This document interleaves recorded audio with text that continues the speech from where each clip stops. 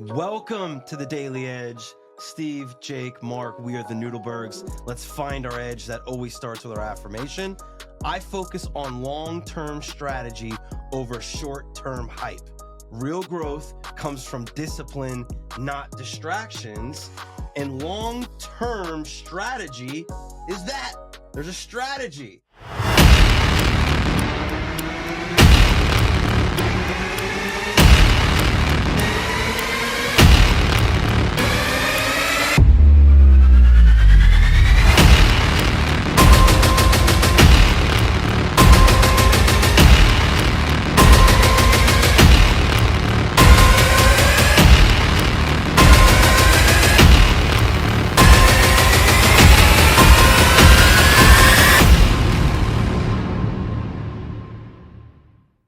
So I think the thing we got to really talk about today is the fact that everybody on social media is screaming at you, do this, do this, do this, do this.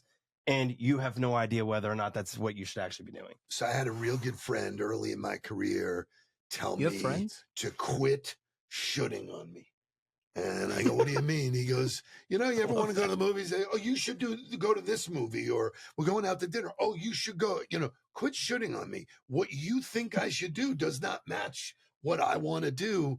It was so eye-opening because my strategy from the start of my career was to have everybody know the name Noodleberg. Mm-hmm. It had nothing to do with selling or goals or, that was my strategy. And then all of my behavior either aligned with that strategy or it didn't. Sitting on my ass did not align with that strategy to get to know people. So and everybody's focused on the tactics, right? Everybody's focused on the individual behavior. And if you scroll down your feed, for sure, there's somebody, you should do this. Here are the 3 things you need to be doing. Here are the 5 best ways to do this, which are great, assuming that those things are in alignment with the strategy that you're trying to accomplish, which I think back to our football days, right?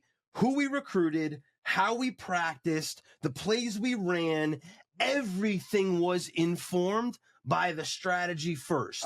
We wanted to be fast. Or on the bad teams, it wasn't. Right. Or God forbid, oh Lord, right? Like, let's not talk about all of the teams that didn't have it at all. But like in terms of football, we wanted to be fast. We wanted to be disciplined. We wanted to be well conditioned. Period. End of story. Those were the 3 things we wanted to embody. Therefore, who we recruited, you can't teach speed. Everybody had to be fast. Right. If they weren't fast, they weren't a fit for us. And I think back to now working with businesses or working with salespeople who are like, okay, who's your ideal client? Everybody. And somebody goes, oh, well, really, everybody's a client. That's impossible. Right. That's actually impossible. And the more you do that, the further away you keep yourself from your goals because you can't define a strategy to get to the actual person. You shouldn't be testing strategy a lot, I don't think. You should be testing tactics. Right. That's really good. So let me throw this out there to you guys. And this earthquake, LinkedIn is a tactic, not a strategy. Yeah. Right. Social selling is a Relationship tactic. selling, yeah. Right. Is a tactic. Social selling is a tactic, not a strategy, right? If you go down the different cold calling, every single tactic or every single behavior that's some coach or some strategy, which we do as well, right? Our tactics only fit if it works with your strategy to relationship sell, right? And grow your business a very specific kind of way. Right. If you don't fit that, and I wrote about it on one of my LinkedIn posts, what's the difference between being a relationship seller and a solution seller? Right. You know what I got? I got a lot of solution sellers who were like, oh, well, solutions. And they didn't even realize that when they were talking about relationship selling, they weren't even talking about relationship selling. They were still talking about transactions. And so what providing you realize, value. Right. Well, their strategy is to drive transactions. Right. And so everything they do after that is in alignment with, I got to get the transaction, which is very different than being relationship you gave focused. Some really good feedback, just in general, that people are telling you what to do.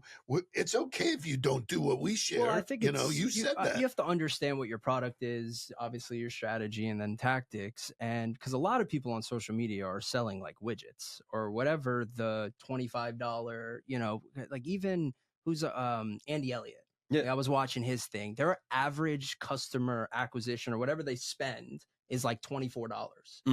Right? Like that's far different strategy than someone who is selling a high ticketed price. Correct. Yet someone who's selling a high ticketed price is like, oh, well, then I should be doing that. I should be running ads. I should be slamming people Right. every single day with sell, and funnel and this and that. And you start to really go down. And I love that I do this is I sign up for other people's stuff, not because I want to purchase it, but I want to see. I want to learn. I want to learn. I want to Right. see what everybody else is doing. And you get down to it and it's like, all right, give us $5. And I go, that makes sense. But that can't be your strategy for something that has nothing to do with That philosophy comes directly out of the way I used to look at special teams, right? Is I would look at what everybody else was doing on the field.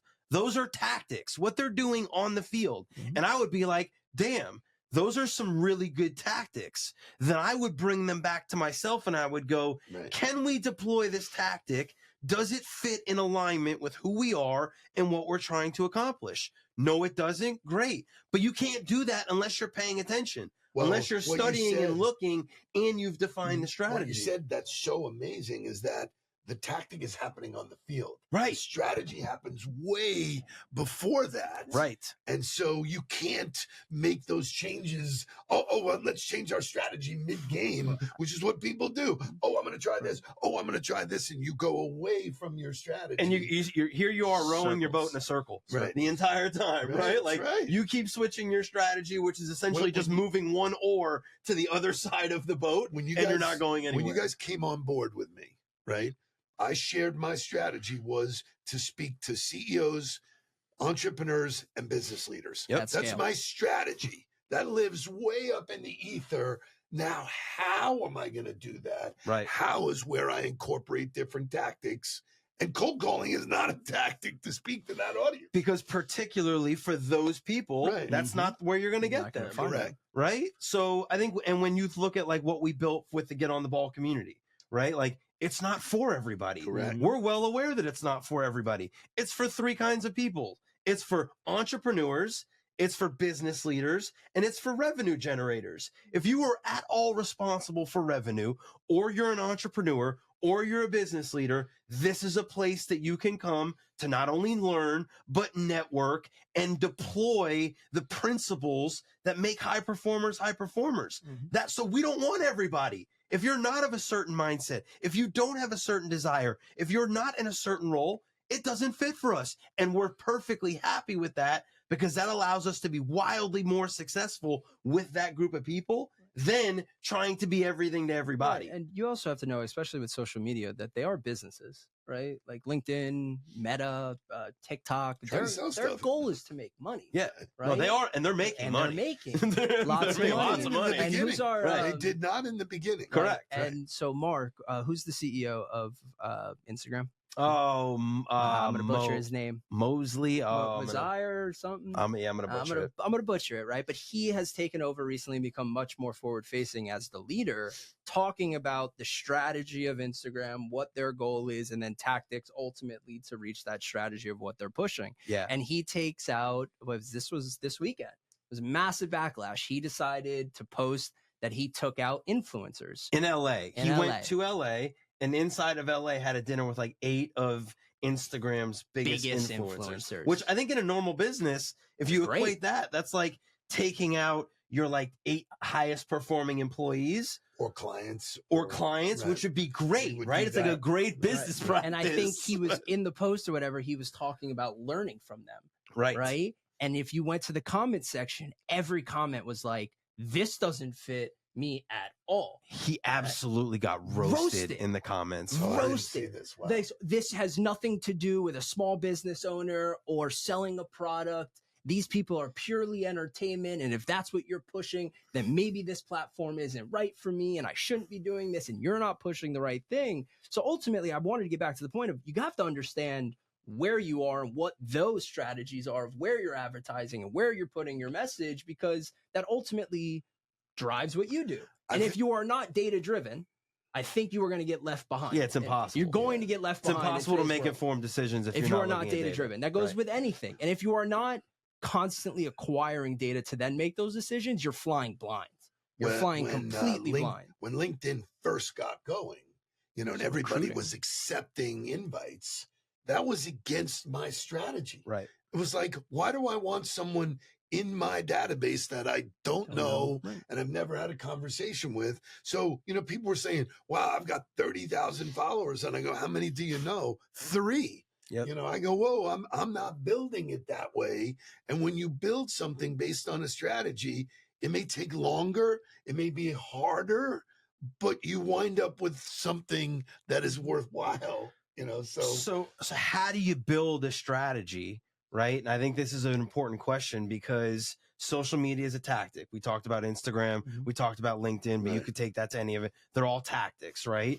And in order to properly deploy those things, has to be built from the strategy. How do you develop a strategy? You have to know what you really want, Right. right? Like you shared a great post with us from Jesse Itzler the other day.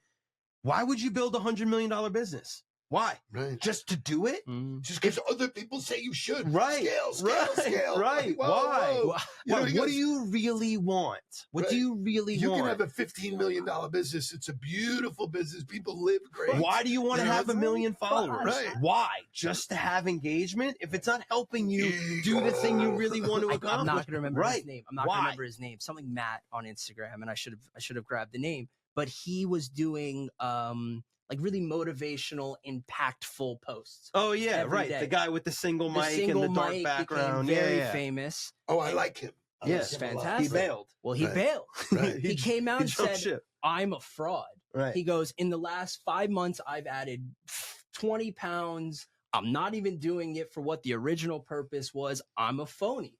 Right. And I think that is some real impressive self-awareness where obviously there was a tactic to him doing that, to say that wasn't And to that, ultimately hope his growth. I think when you find influencers, and I put that in quotes for those of you who aren't watching, right?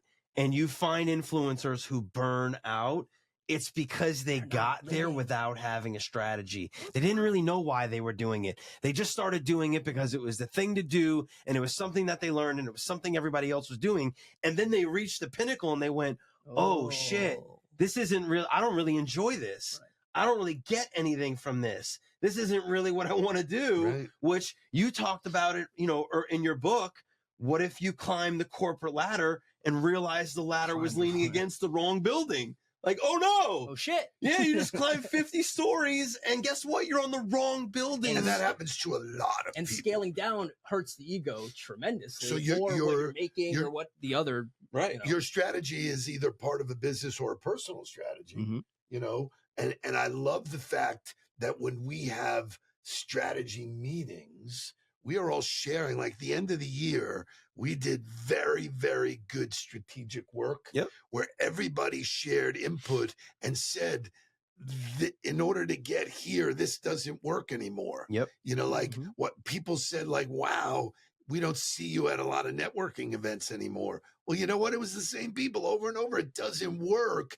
But how do you know it doesn't work? Because it has to live against the strategy. You have to look at, hey, we're trying to do this. And it's as simple as, you're either a running team or you're a passing team. Passing teams do different things. I love this because I just different tactics. I just found a video of when I was breaking down film back in football, and it was of the Chiefs. And I watched the play, and I was like, what happened to this team? Right. And then it made me realize year to year in football, you have a complete different identity. Right. Yep. The strategy is to win games and ultimately to be the best team and win your conference and all of that. But the tactics of which you go about it is very different. And so I think, especially in today's world where it's such a fad movement, people try something, it doesn't work at first, they bail, right? Yep. And if something worked years ago and they removed it, they never actually go back to it. Yep. Right. And I know in content producing, one of the best things is repurposing old content. Right. Right. They were like, why would you continuously create new? Right. Right. Something if that worked, do it again. Wait, hold on. Why would you just keep recreating the wheel every time? And so sometimes you have to pull the tactic that worked 3 years ago and say, well, maybe it is back because everybody else started to follow the trend of, all right, we're not going to go to networking. We're not going to be in person. Look at COVID.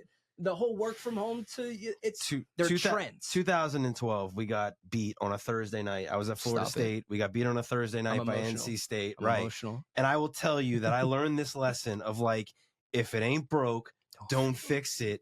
over and over, because in this game, we could run this one run play without any problem at all. Yet for some reason, we wanted to overcomplicate things and call other plays. And every time we were calling something else, it wasn't working. And every time we called that play, it would work. And everybody was kind of looking at each other like, just keep calling that play. But referencing another show, nobody wanted to have the difficult conversation of like, hey, maybe we should just keep doing this. So they just kept letting the play caller do it over and over and over. And we lost.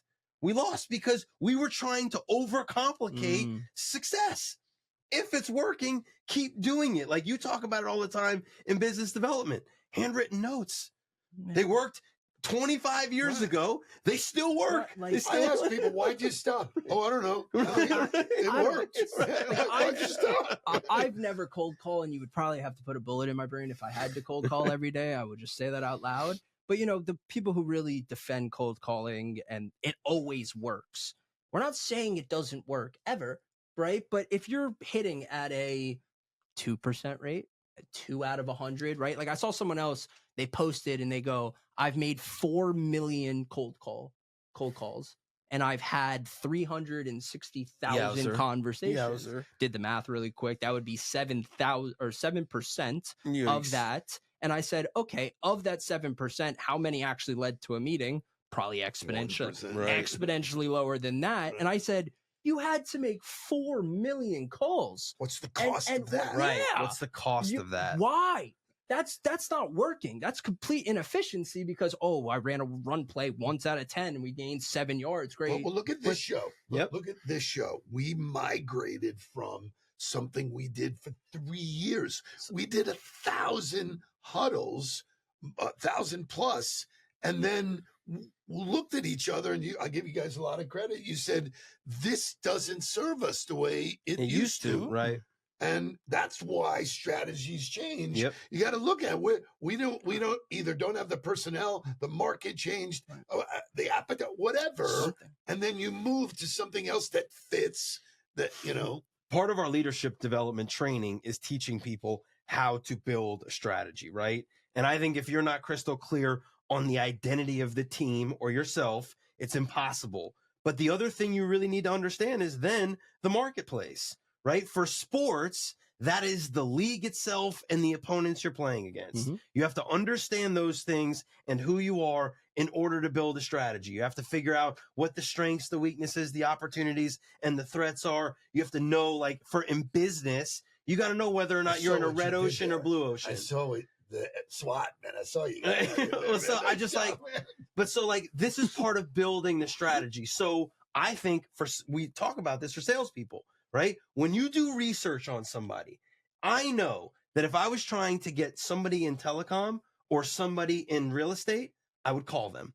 Why? Because they answer their phones. Right. Because they are all hoping, they are all hoping that that's the person that they're trying to get. So for that audience, that's a great place to be calling.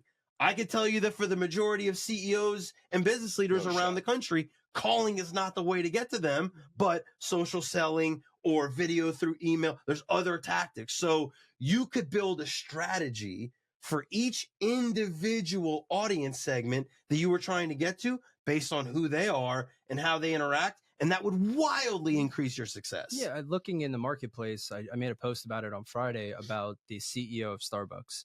And he was talking about, we've laid off a bunch of workers and everyone else needs to step it the fuck up or what, right. Didn't say that, but, basically said it, right? Like we will fire you or not, right? Their strategy is that they want to be a true cafe now. They want you to hang out there. And in my head, I go, I don't know that anyone's ever going to do that.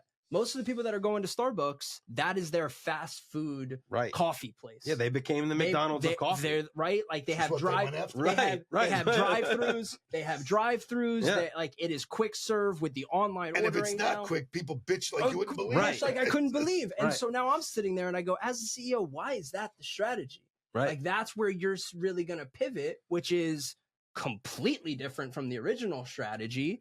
And you're asking now a bunch of workers who have been working in an environment where it's quick serve, we have to get it out, don't really worry about customer satisfaction other than the fact that they are going to get their coffee quick, and you're asking them to do things that are wildly different. right? And the answer is to fire people, to put pressure on them. I don't know if that's the Which right tactic. I don't want to or- hang out in a place where people are pressured. right. You could, so if you said, hey, long term the strategy is for us to get people to stay here longer, right? You could start with a slight shift. You could say, hey, here's who we are. There's where we want to be. Here's how we get there. That's good strategy. The bad strategy is in the middle of the game going, oh my God, we're down by 2 touchdowns. We got to do everything different. Right.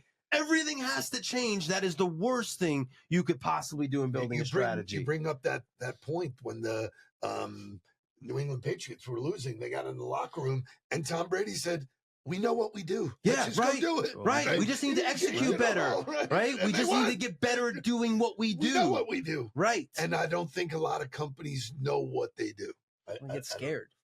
They get scared. I mean, I will tell you, this business is changing. Our business is changing at a very fast pace because we are directing the energy and the behavior. Our strategy is we actually want to develop people long term. Right. Right. Like we are It's not a transaction. We are football coaches, and we understand. And I'm in physical training as well. But like development doesn't happen in a vacuum. Yep. It doesn't happen in 4 weeks. It doesn't happen in a doesn't happen in a cohort. Right. It doesn't happen in a cohort. And everybody has now become coaches and experts, but don't actually understand the philosophy behind development. There's a difference between being a teacher and being a coach. A coach gets you to own the behavior and takes you to a new place. A teacher can just give you the knowledge. If that isn't the edge, right? What is? Well, the edge, right, is to define a strategy and understand that everybody yelling the tactics at you day in and day out is not a strategy, and not all tactics fit whatever your strategy may be. So you have to define that for yourself.